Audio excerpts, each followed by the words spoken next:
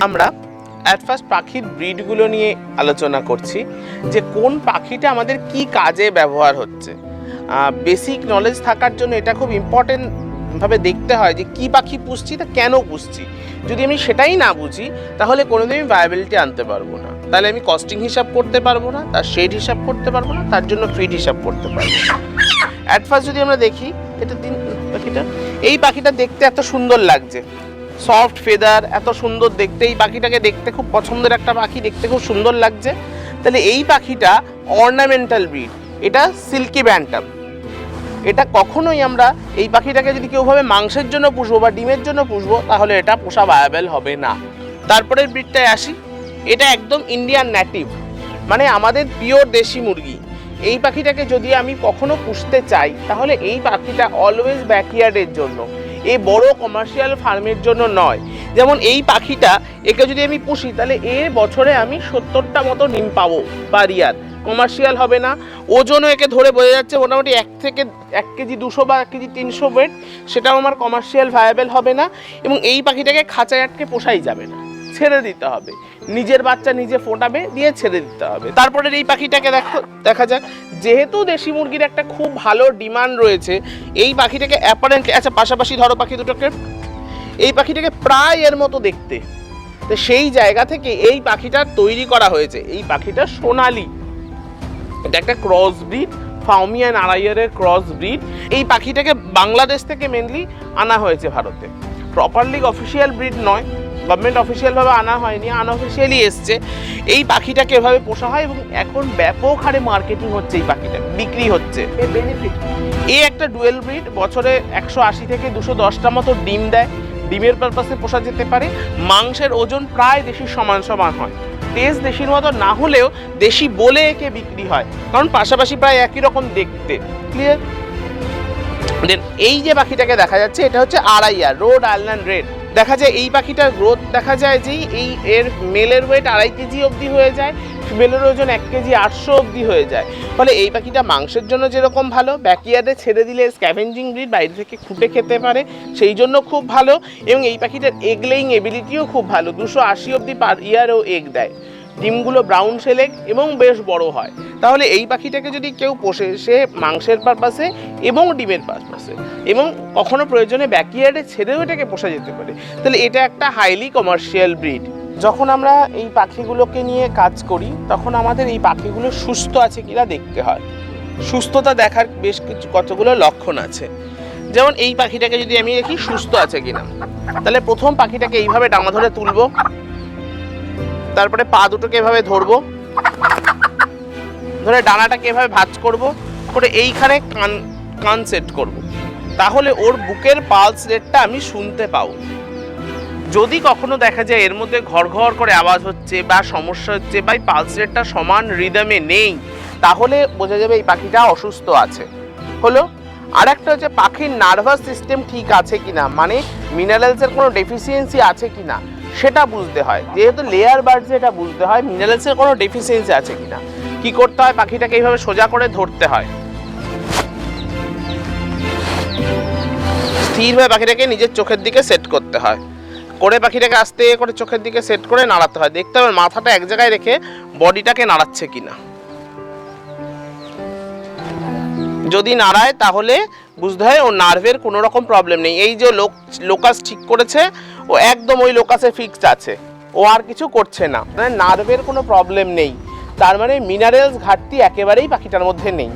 Skin shine দেখতে হয়, skin shine proper আছে কিনা, এই যে হাত দিলে স্মুথ হচ্ছে কিনা গাটা, যদি বোঝা যায় স্মুথ হচ্ছে তাহলে বুঝতে হয় এই পাখিটা লেয়ারের জন্য ঠিক আছে, ডিমের জন্য অ্যাপ্রোপ্রিয়েট রয়েছে, স্কিন শাইনে কোনো প্রবলেম হচ্ছে না।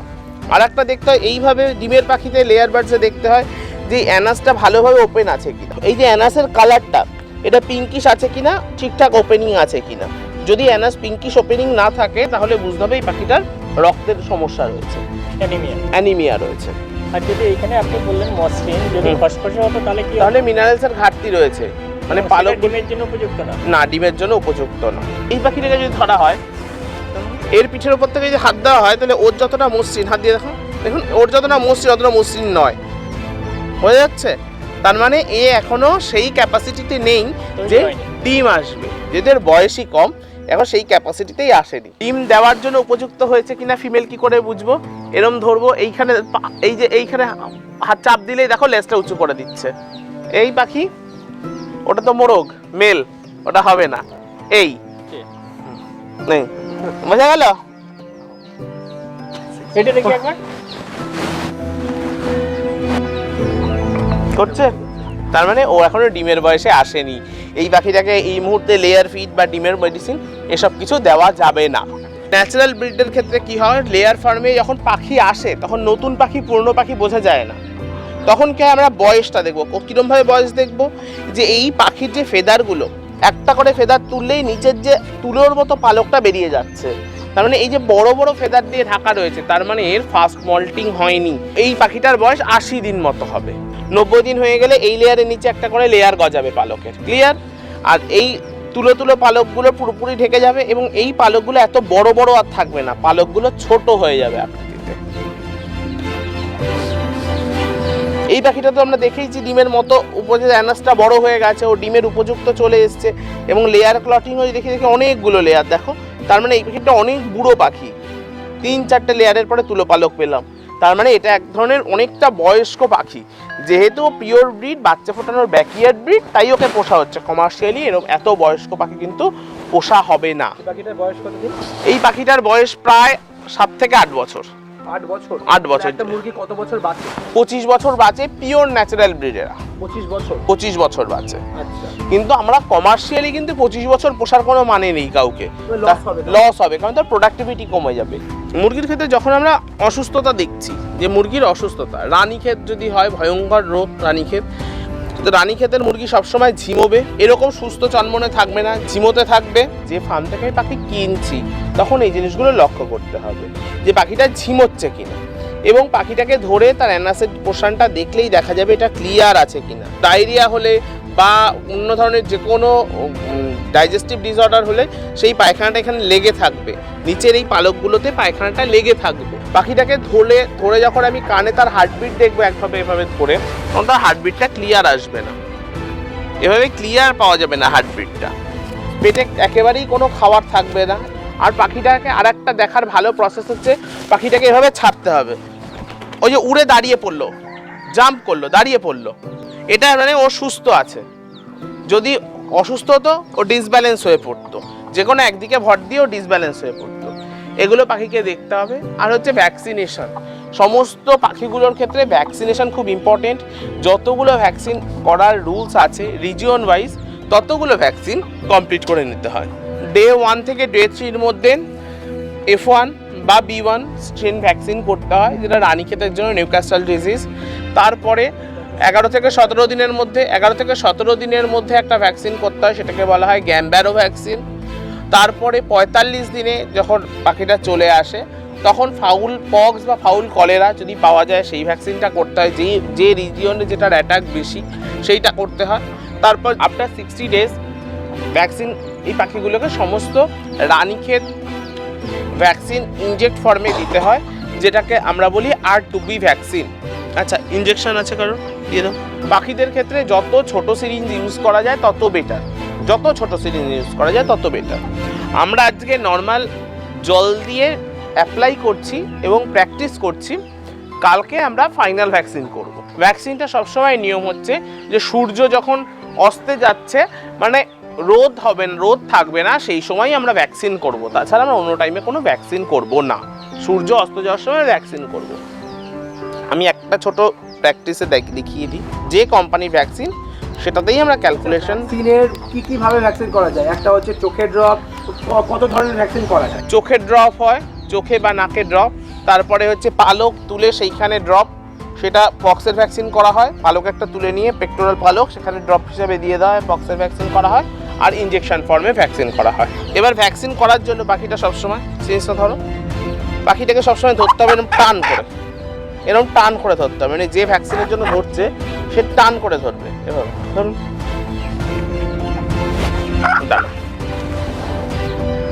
দিতে হবে কোথায়? পেক্টোরাল পেশি। এই যে লাল রঙের যে পেশিটা দেখা যাচ্ছে শিরাটার নিচে, এই পেশিটাকে বলা হয় পেক্টোরাল পেশি। এই পেশিটাতেই পাখি ভ্যাকসিন করতে হয়। খায়ে বা অন্য কোনো মাংসে ঢোকালে চলে না। এর জায়গাটা কোনটা, অ্যাপ্রোপ্রিয়েট জায়গা খুঁজে পাবো কিভাবে এই পেশিটাকে?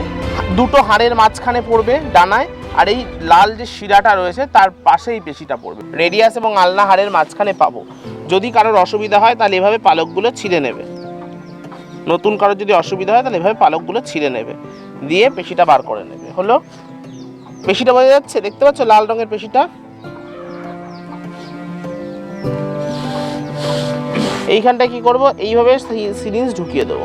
হলো, ঢুকিয়ে দিয়ে পুশ করব। বোঝা গেল? ক্লিয়ার? বার করে নেব। এতে পাখিটা একটুও লাগবেও না, কিছুই প্রবলেম হবে না, বুঝতে পারবে না কি না না। কিন্তু এই পাখিটাকে যখন ছাড়বো, ক্যামেরাটা সামনে, এই পাখি যখন ছাড়বো তখন এরকম হাতে ছেড়ে দেবো না। কি করবো, যাতে পেট্রোল পেশি ও ডানা নাড়ায়, এভাবে ছাড়বো। এই উড়ে পড়বে, তাহলে পুরো পেশিতে জলটা মানে ভ্যাকসিনটা অ্যাবজর্ব হয়ে যাবে। যখন ফার্মে কিছু প্রবলেম হচ্ছে তার কিছু ইন্ডিকেশন আছে যেগুলো দেখে বুঝি, যেরকম পাখির আওয়াজ, সাউন্ড। বিভিন্ন রকমের পাখি ঠান্ডা লাগলে শ্বাসকষ্টের আওয়াজ করে, ক ক করে টানতে থাকে, শ্বাসকষ্টের আওয়াজ, সেটা দেখে বোঝা যায়। লিটারের ক্ষেত্রে লুজ ড্রপ বা পেট খারাপের ইন্ডিকেশন, লিটার খুব তাড়াতাড়ি খারাপ হয়ে যায়, 2-1 দিনের মধ্যেই লিটার খারাপ হয়ে যায়। তাহলে সেইটা দেখে বোঝা যায় যে আমাদের পাখিটা ঠান্ডা লেগেছে বা পাখিটা থেকে লুজ ড্রপ করছে, পায়খানা হচ্ছে পাখিটা। আর একটা হচ্ছে ফার্মের নর্মাল যে গন্ধ, সেই মিথেনের গন্ধ চেঞ্জ হয়ে যায়, তার থেকে হাইলি গন্ধ কিছু তৈরি হয়, একটা আষ্টে টাইপের গন্ধ তৈরি হয়। আমাদের এই কালার বার্ডদের ফার্মিং করতে গিয়ে আমরা একটা বড় সমস্যার সম্মুখীন হই, যেটা হচ্ছে পাখির খাবারের কস্টিং এত বেড়ে যায়, আমরা পাখিটাকে ভালোভাবে পুষতে পারি না এবং বেচে দাম পাই না। মার্কেটে প্রপারলি এদের কোনো খাবার নেই। কালার বার্ডদের সমস্তই ব্রয়লার পাখির জন্য আছে, নয় কমার্শিয়াল লেয়ার পাখির জন্য আছে। তাদের প্রোডাকশান আর আমাদের এই নর্মাল কালার বার্ডের প্রোডাকশান এক হবে না, অনেক কম এদের প্রোডাকশান। ফলে আমাদের এখানে লো কস্টিং খাবার দরকার। হয়তো কোনো না কোনো দিন ইন্ডাস্ট্রি এরকম খাবার তৈরি করবে যাতে এদের জন্য অ্যাপ্রোপ্রিয়েট, কিন্তু ইনস্ট্যান্ট যতদিন এখনো অবধি না হয় ততদিন আমরা অর্গ্যানিক খাবারের উপর বেশি ফোকাস করব।